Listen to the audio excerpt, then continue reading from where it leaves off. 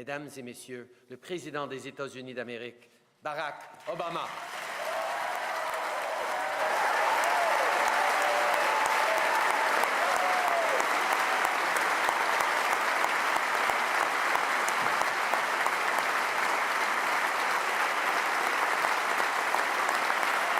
Thank you so much.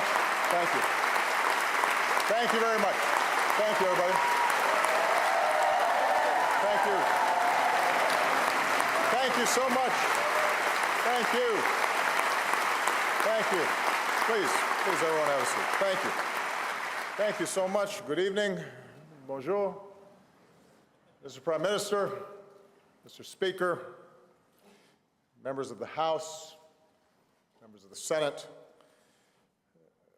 distinguished guests, people of Canada, thank you for this extraordinary welcome, which tempts me to just shut up and leave, because it can't get any better than this. Obviously, I'm grateful for the warm welcome. I'm extraordinarily grateful for the close working relationship and friendship with your outstanding Prime Minister, Justin Trudeau, and his extraordinary wife, Sophie. But I think it's fair to say that much of this greeting is simply a reflection of the extraordinary alliance and deep friendship between Canadians and Americans. Justin, thank you for your very kind words and for the new energy and hope that your leadership has brought to your nation as well as to the alliance. My time in office may be nearing an end, but I know that Canada and the world will benefit from your leadership from years to come.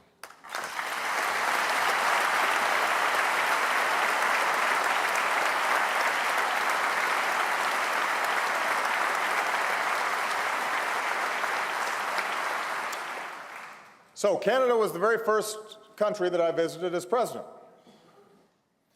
It was in February. It was colder. I was younger.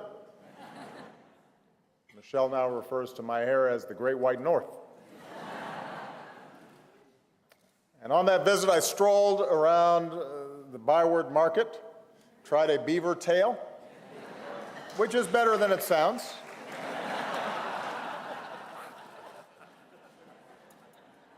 And I was struck then, as I am again today, by the warmth of Canadians. I could not be more honored to be joining you in this historic hall, this Cathedral of Freedom. And we Americans can never say it enough. We could not ask for a better friend or ally than Canada. We could not.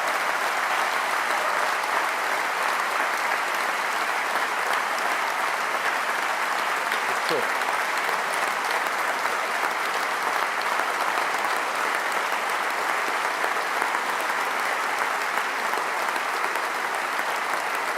It is true. And we do not take it for granted. That does not mean we don't have our differences. As I understand it, one of the reasons the Queen chose this site for Parliament was that it was a safe distance from America's border. And I admit, in the War of 1812, American troops did some damage to Toronto. I suspect that there were some people up here who didn't mind when the British returned the favor and burned down the White House.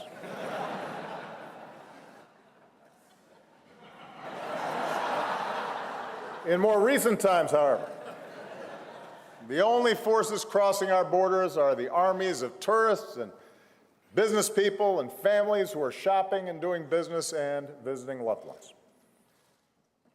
Our only battles take place inside the hockey rink. Even there is an uneasy peace that is maintained. As Americans, we too celebrate the life of Mr. Hockey himself, the late, great Gordie Howe.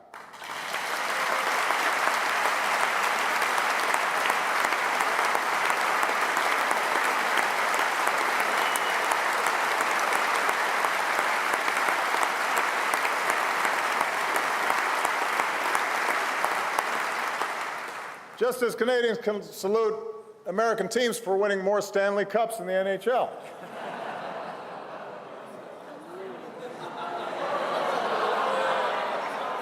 I told you I should have stopped after the applause.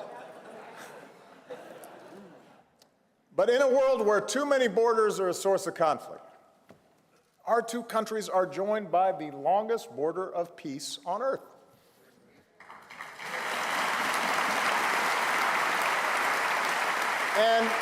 And what makes our relationships so unique is not just proximity. It's our enduring commitment to a set of values, a spirit alluded to by Justin that says no matter who we are, where we come from, what our last names are, what faith we practice, here we can make of our lives what we will. It was the grit of pioneers and prospectors who pushed west across a forbidding frontier. The dreams of generations, immigrants, refugees that were welcomed to these shores. The hope of runaway slaves who went north on an underground railroad. Deep in our history of struggle, said Dr. Martin Luther King Jr., Canada was the North Star. The Freedom Road links us together. We're bound as well by the service of those who've defended us at Flanders Field, the beaches of Normandy, the skies of the Balkans, and more recently in the mountains of Afghanistan and training bases in Iraq. And their sacrifice is reflected in the silent rows of Arlington and in the Peace Tower above us. And today we honor those who gave their lives for all of us.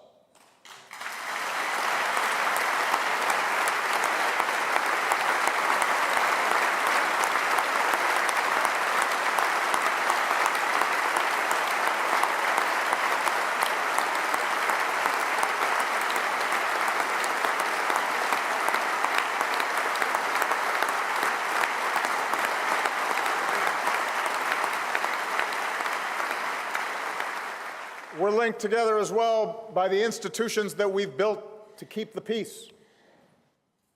The United Nations to advance our collective aspirations. A NATO alliance to ensure our security. NORAD, where Americans and Canadians stand watch side by side. And Traxen on Christmas Eve.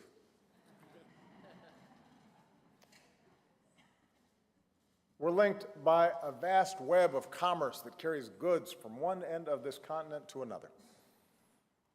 And we're linked by the ties of friendship and family. In my case, an outstanding brother-in-law from Burlington.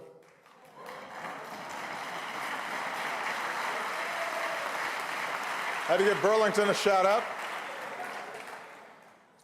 Our relationship is so remarkable precisely because it seems so unremarkable, which is why Americans often are surprised when our favorite American actor or singer turns out to be Canadian.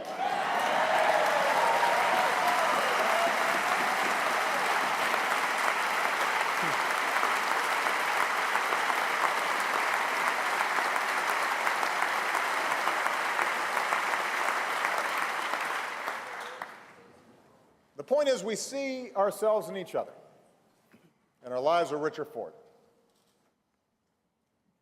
As president, I've deepened the ties between our countries. And because of the progress we've made in recent years, I can stand before you and say that the enduring partnership between Canada and the United States is as strong as it has ever been, and we are more closely aligned than ever before.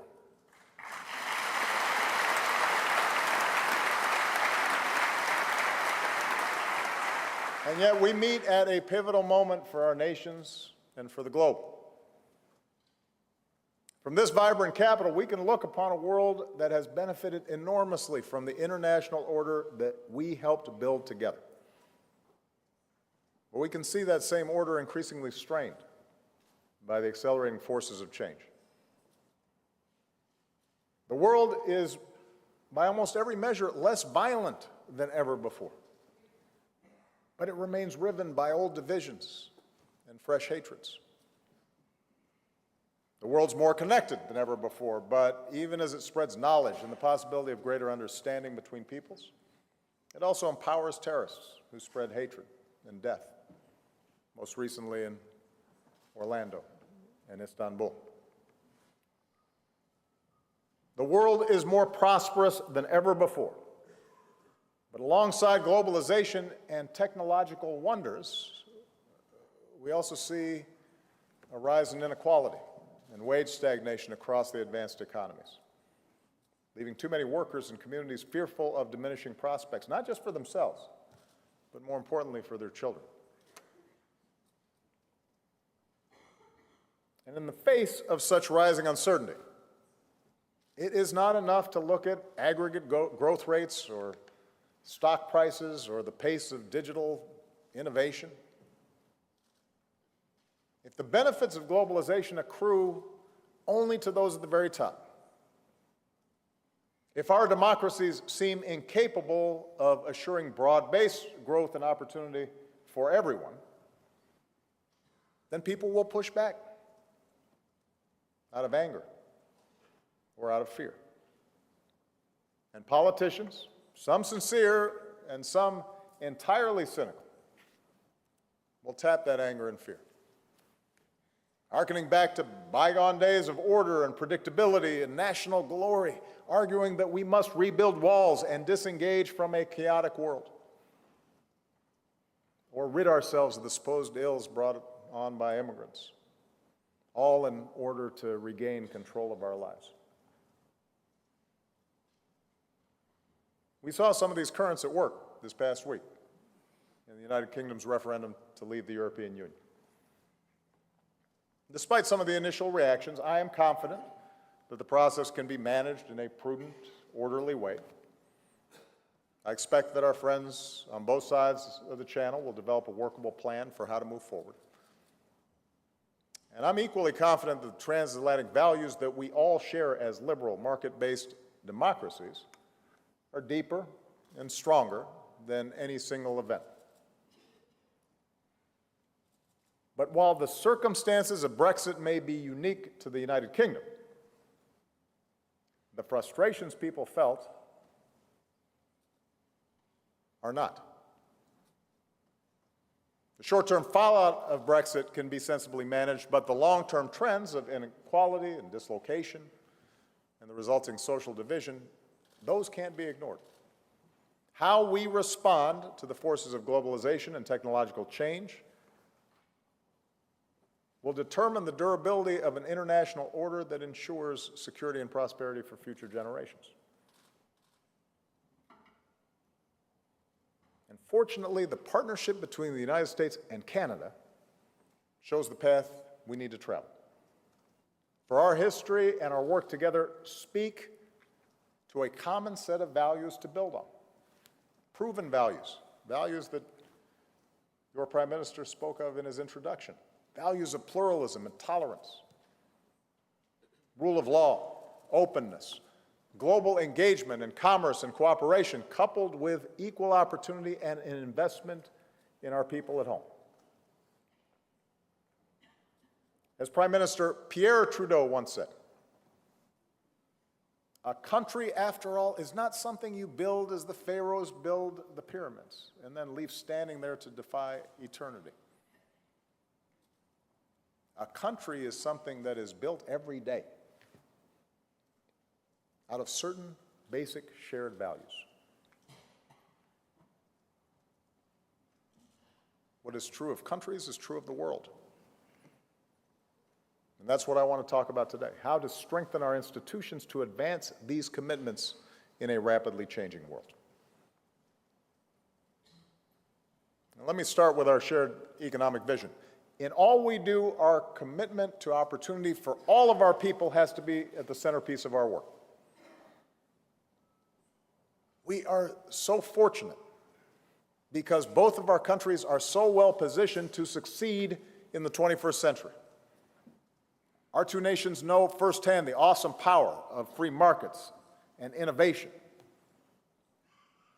Canadians help run some of Silicon Valley's most innovative companies. Our students study at each other's world-class universities.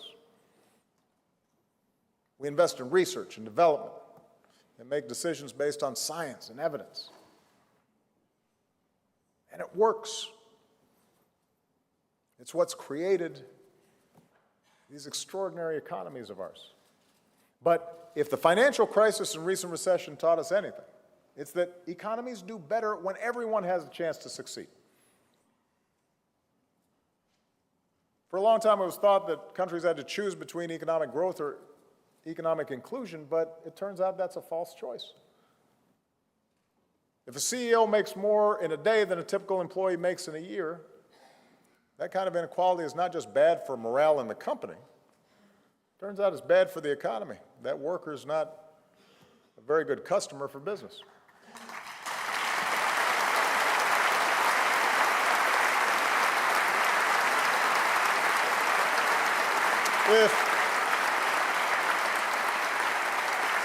If a young man in Ohio can't pay his student loans, or a young woman in Ontario can't pay her bills, that has ramifications for our economy. It tamps down the possibilities of growth. So we need growth that is broad and that lifts everybody up, including tax policies that do right by working families and robust safety nets for those who fall on hard times. As John Kenneth Galbraith once said, the common denominator of progress is our people. It's not numbers, it's not abstractions. It's how are people doing? Now, of course, many who share this progressive, inclusive vision can be heard now arguing that investments in our people, protections for our workers, fair tax policies, these things are not enough. For them, globalization is inherently rigged towards the top 1%. And therefore, what's needed is an end to trade agreements and various international institutions and arrangements that integrate national economies. And I understand that vision. I know why it's tempting. It seems as if we draw a line around our borders that it'll give us more control, particularly when the benefits of trade and economic integration are sometimes hard to see or easy to take for granted. And the very specific dislocations are obvious and real. There's just one problem. Restricting trade or giving in to protectionism in this 21st century economy will not work. It will not work.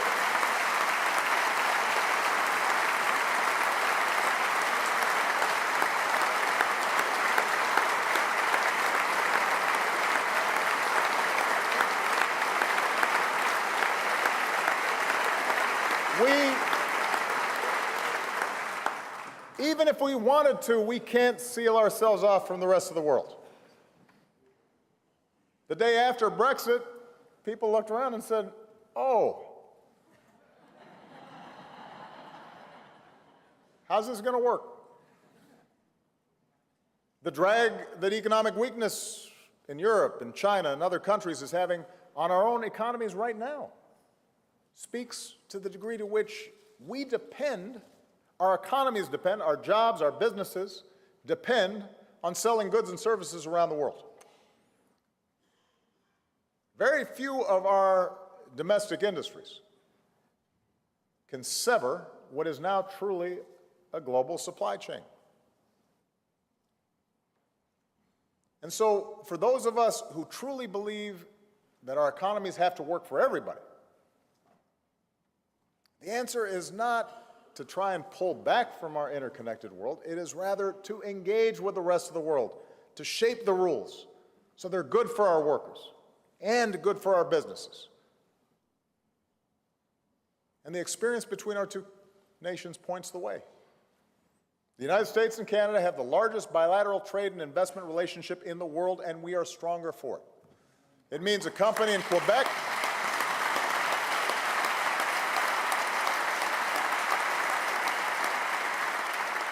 It means a company in Quebec can create jobs in North Carolina, and the startup in Toronto can attract investment from Texas.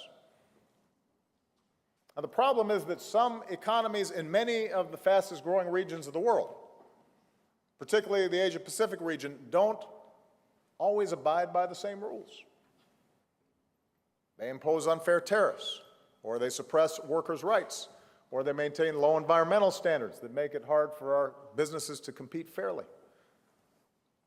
And with the Trans-Pacific Partnership, we have the ability to not only open up these markets to U.S. and Canadian products and eliminate thousands of these unfair tariffs,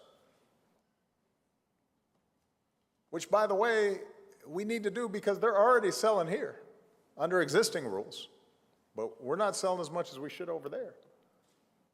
But it also affords us the opportunity to increase protections for workers and the environment and promote human rights, including strong prohibitions against human trafficking and child labor.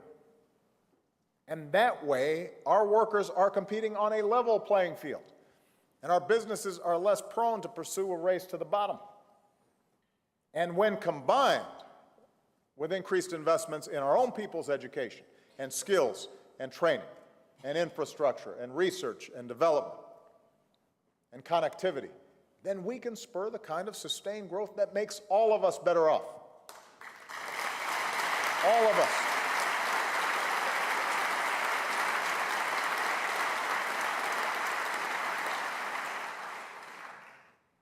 The point is, we need to look forward, not look backward. And more trade and more people-to-people ties can also help break down old divides. I thank Canada for its indispensable role in hosting our negotiations with the Cuban government and supporting our efforts to set aside half a century of failed policies to begin a new chapter with the Cuban people.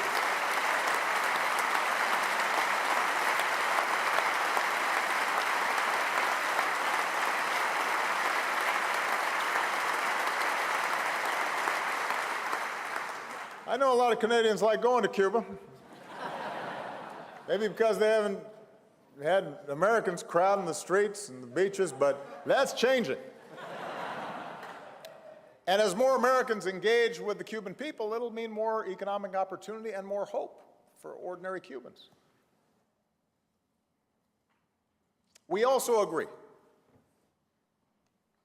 us Americans and Canadians, that wealthy countries like ours cannot reach our full potential while others remain mired in poverty. That, too, is not going to change in this interconnected world. That if there's poverty and disease and conflict in other parts of the world, it spills over, as much as we'd like to pretend that we can block it out.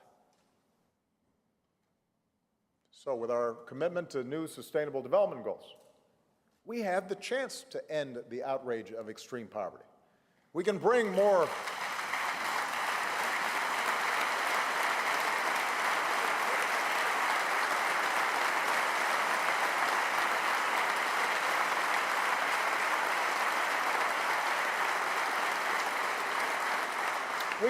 electricity to Africa so that students can study at night and businesses can stay open. We can banish the scourge of malaria and Zika. We can realize our goal of the first AIDS-free generation.